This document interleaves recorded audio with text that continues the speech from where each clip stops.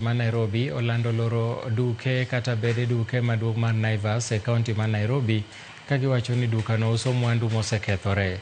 Kagiloso okinyi ma kawuono tok limo moko kuom duknigo, jokanyo mag komitino wacho ni duknigo koro idhi lor matim nonro e wi mwandu duto ma giuso mondo mi kik gihiny ngima jodak ma Nairobi.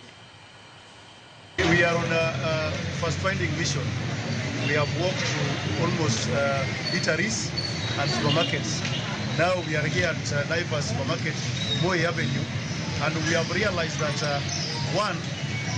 there are expired products which are being put in the shelves, rendering Nairobians to be at a risk because of food safety.